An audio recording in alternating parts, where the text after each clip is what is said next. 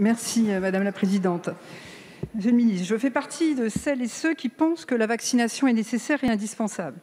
Mais je fais aussi partie de celles qui pensent que cela ne peut pas se faire quoi qu'il en coûte au prix d'une telle fracturation de la société et d'une telle stigmatisation des personnes non vaccinées, en faisant les uniques responsables des déprogrammations à l'hôpital, et alors que beaucoup d'entre eux sont des soignants. Que cela ne peut pas se faire en donnant aux restaurateurs des pouvoirs de police.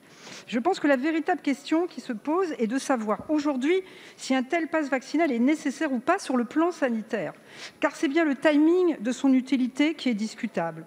Et c'est sur ce timing que j'aimerais vous interroger, Monsieur le Ministre. On sait que le variant Omicron échappe largement à l'efficacité des 2 premières injections, que la 3e dose est en revanche un véritable booster, mais qu'après 10 semaines, on assiste à une baisse très significative de la capacité neutralisante de la 3e dose, donc de son impact sur les formes graves.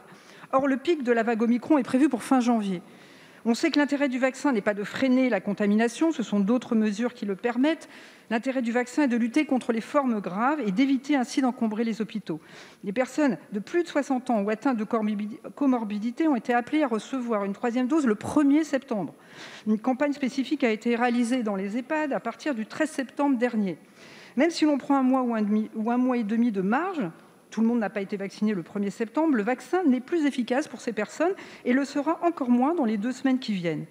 Ne pensez-vous pas qu'au lieu de proposer aujourd'hui un pass vaccinal, dont l'efficacité sera quasi nulle pour les personnes les plus vulnérables, pourtant vaccinées, qui ont le plus de risques de se retrouver en réanimation, qu'au lieu de poursuivre un objectif purement conceptuel et compétitif, celui du pays qui aurait vacciné au-delà des autres, quelle que soit l'efficacité du vaccin, n'aurait-il pas mieux valu proposer une 4e dose aux personnes déjà vaccinées de plus de 65 ans et aux personnes les plus vulnérables, à moins que vous estimiez seul, contre les études scientifiques, que l'efficacité de la 3e dose dépasse les 10 semaines, ou qu'une nouvelle injection pour ces personnes ne servirait à rien, puisqu'Omicron produit de formes moins graves. Merci Madame la députée. Vous parliez d'ailleurs vous-même sur l'immunité collective, comme vous l'avez dit dans le JDD. Merci donc asseoir Madame vraiment la députée. ce pass vaccinal.